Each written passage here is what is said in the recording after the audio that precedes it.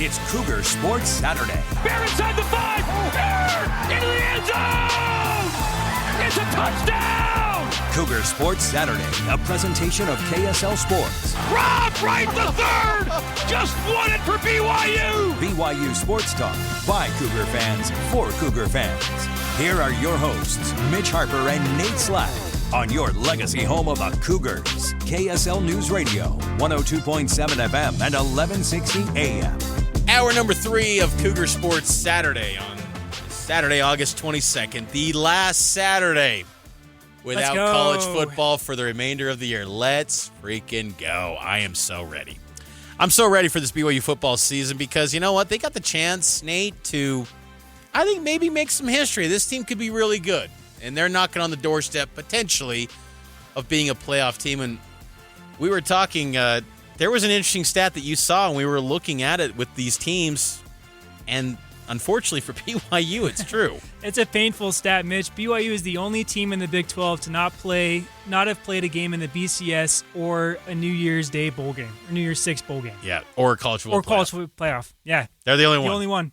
That's it. You even point to, like, Colorado. Arizona State. Colorado played in the Fiesta Bowl back in 2001, so since 1998 to now, BYU is the only team in the 16-team Big 12 that has not reached a BCS, a New Year's Six, or a college football playoff. Does that end this year? We will find out beginning 2 weeks from now. And a big catalyst to having a successful big year that reaches a playoff, you got to have excellent quarterback play. Let's hit on that right now in Drafting the Why, our favorite segment of the program.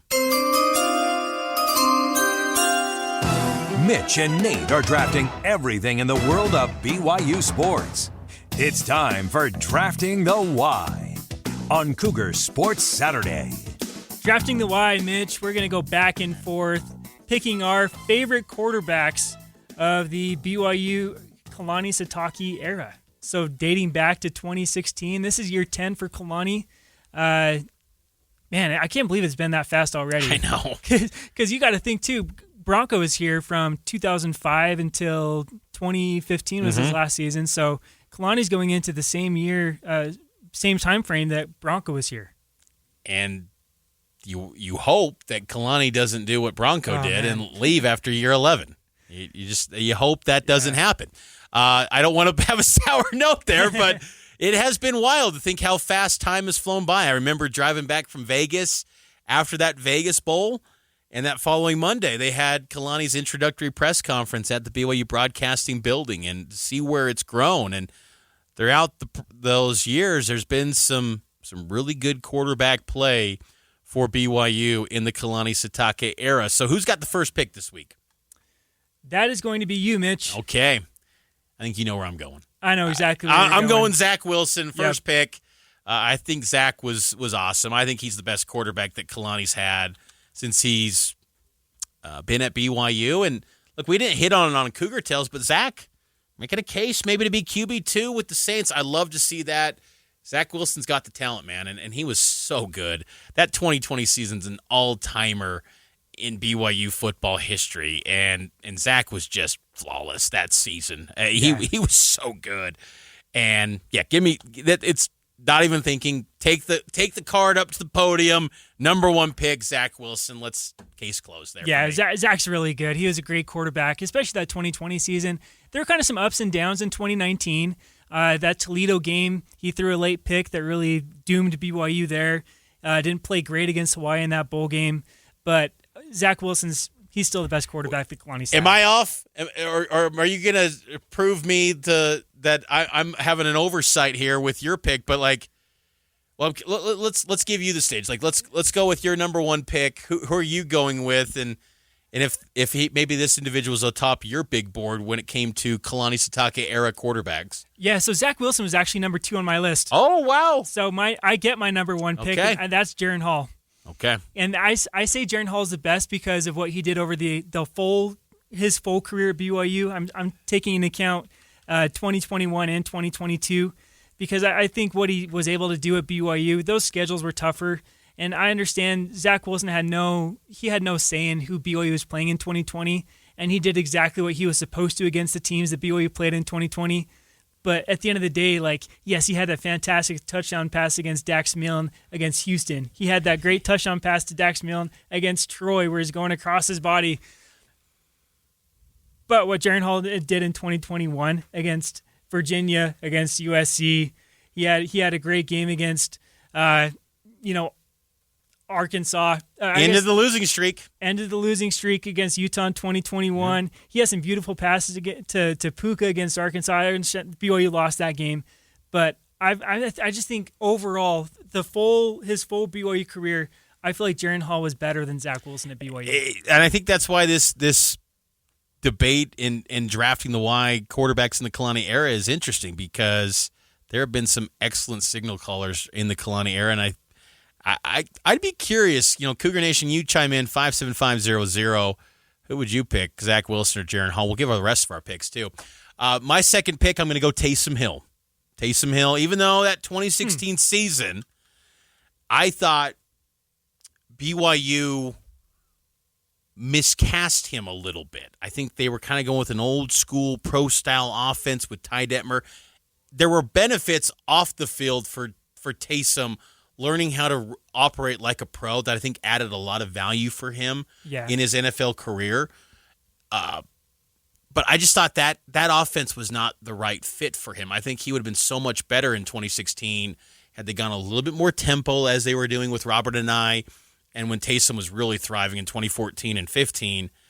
But I still think Taysom, he was a gamer, man. I mean, that season, they were in every game, and that was a tough schedule. And they had wins over Michigan State and Mississippi State. And I know those teams weren't great, but, SEC, Big Ten. Nowadays, we hear that 10 years later. It's like, we're not even on the same playing field anymore, these teams that are outside the SEC and Big Ten. So give me Taysom Hill as my second pick. I like that pick. And Taysom, man, if he had just had that 2-point conversion converted against Utah in 2016, they win that game. If Jamal Williams is able to play against Boise State in 2016, they probably win that game. So you're looking, West Virginia was a close call in 2016 as well at FedEx Field. He hurdled 2 players in one jump against West Virginia. Remember that one? He kind of spins around. He's a freak, man. Taysom's a great pick. I'm gonna go with Bear Bachmeier as my second pick. That's where the debate was for me too. Yeah, Taysom or Bear. Bear is really good. The interesting thing about him is obviously his career's still ongoing, but I just look at what he did as a freshman. His freshman year was outstanding, and I think he blew everybody's expectations out of the water. And going into fall camp last year, or going into the season rather, coaches said, Bear knows the playbook. And so I think people kind of stepped back and were like, okay, like they're saying that, but I think he really did know the playbook. And I think that the schedule worked out great for him, where he was able to kind of get his feet wet, ease his way into the tougher competition as the season went along. But what Bear was able to do, protecting the football, winning games, he had a lot of just really clutch moments. But what really sticks out to me most about Bear's freshman season was his ability to stay composed when BYU was down double digits, because that happened 5 or 6 times last year. BYU's down by 2 scores, but it's okay. Like, Bears got it. They're going slow against Arizona in the fourth quarter. They felt confident that he was going to be able to get the job done. I just think Bear's an outstanding quarterback, and I'm really anxious to see where his growth goes throughout his career. Yeah, can't argue with that one. I think I was in this grouping of 3 guys for my second pick. I had Taysom Hill, Bear Bachmeier on my big board, and this guy who I'm going to go with my third pick, Jake Retzloff. Yeah.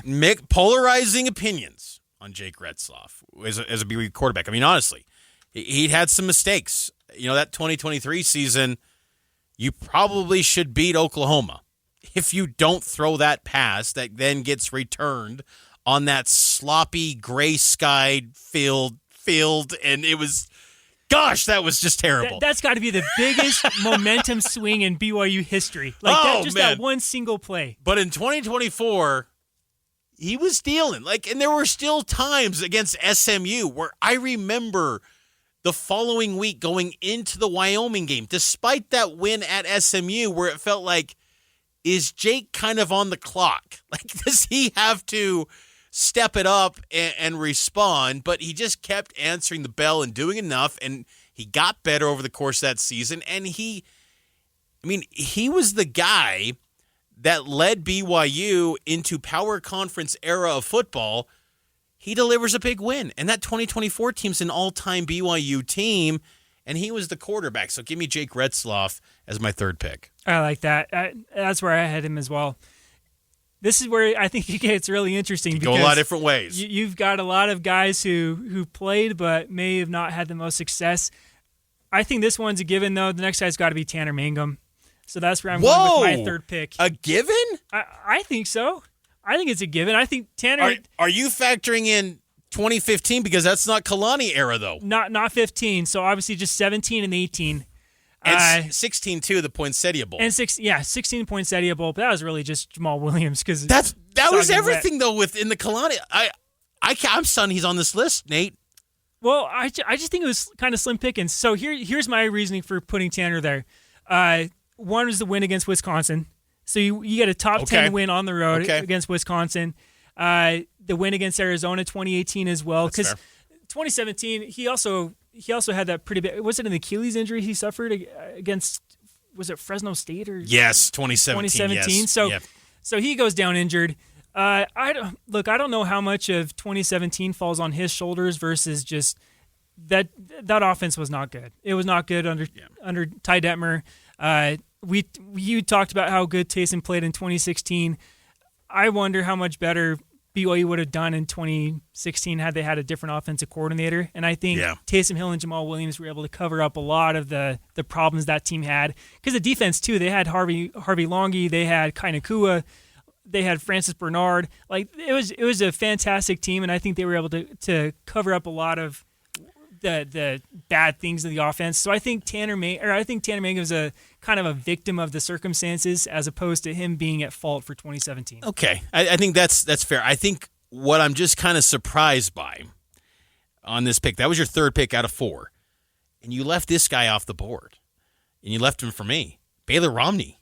Oh, man. I'd go Baylor Romney over Tanner. Baylor could have been that's a miss on me. QB1 at really anywhere, and he was like, I'd go Baylor Romney. It didn't even cross my mind. I'm trying to think of guys who started games, and Baylor didn't.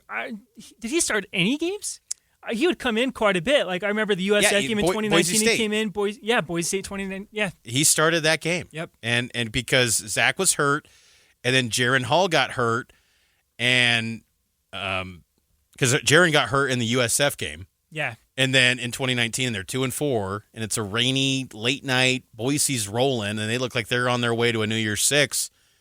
And BYU, I think, was like an 8.5-point underdog, and Baylor gave Boise a dose of their own medicine with the trick play to Bushman and Romney. And then he came in against Arizona State in 2021. I think he converted a 2-point play. No, it was a touchdown pass. Because remember, BYU was up by one score, and it was a 3rd and goal. That's right, because Jaron got hurt in that game too. Yeah, Baylor was just a gamer, man. And Baylor was awesome. And he got that start. I think he got the start too against UAB in the Independence Bowl. Jaron was a late scratch. I know we want to forget that one. Yeah. And then Baylor left. I wish he would have stayed because, again, like the next year, BYU had Jaron banged up against Notre Dame. It would have been nice to have had Baylor. But I also understood in the moment. But I'll go Baylor Romney. Yeah, that was a complete miss on my part. I didn't even think about him. Geez, I can't believe I forgot that one. I'm curious who you go here because I feel like there's a clear answer here, but I'm curious where you go. I'm going Keaton Slovis. Yeah. Okay. Yeah. So obviously didn't have the best career at BYU.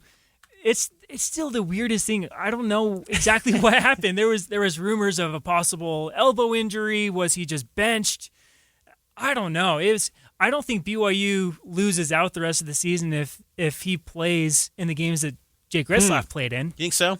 I think so. Because you've also got to remember, BYU didn't have a run game at all because Aiden Robbins got injured in fall camp and during the first game. So BYU had no running attack. And what Aiden Robbins was able to do against Oklahoma, which makes that pick 6 all the more frustrating. I think if Keaton Slovis has that type of run game, it's a totally different end to the season. He was banged up, but there was this combination of factors where you think back his last performance was that Texas game in 2023, And I think in that moment, it was like, I remember asking Kalani in Darrell K. Royal Stadium in the press conference, I said, how much did you consider benching Slovis? Because I really thought like that offense just bottomed out with Slovis at that point. It's like, you got to maybe turn the page. Like, this guy's gone in a month anyway. Like, do you start looking ahead to the future? And so that's where it kind of became like, and then Kalani would say these things where, well, he's got to re-earn his job when he comes back. It was like, if that's QB1 and he's hurt, like, did he just get Wally pipped or what is going on here? I think it was and also, even though it was so weird to say, because BYU got hammered against West Virginia and Morgantown. Well, then TCU and Iowa State. But that Jake Retzlaff performance in Morgantown, I remember walking away, even though they got hammered. I kind of was like, I saw a little something there where I can feel like Retzlaff got a little bit better than what they were a few weeks prior in Texas. It's revisionist history, but like, it was just kind of a combination of things. And I think A-Rod was really high on Jake. And I think they thought, you know what, let's start laying the groundwork for next year, because then the thought was too, maybe you can get some momentum for the following season. And in a way they kind of did, because that Oklahoma and Oklahoma State games, even though they were losses, massive underdogs against ranked teams, that kind of carried over. They were really competitive, and that carried over into the following season. They went 11 wins. So I think it all worked out. But, yeah, I mean, it was a very strange deal with Slovis, and I think Cougar fans honestly forget that he's a BYU guy. Honestly, I think people just kind of forget the 2023 season. Yeah, like even Keelan Marion had a touchdown return or a kickoff return for a touchdown against West Virginia. Yeah. Left off the board. Nobody remembers that. No one remembers. Hey, we got to get to a break. We went way too long there. Taking a break. More Cougar Sports Saturday next.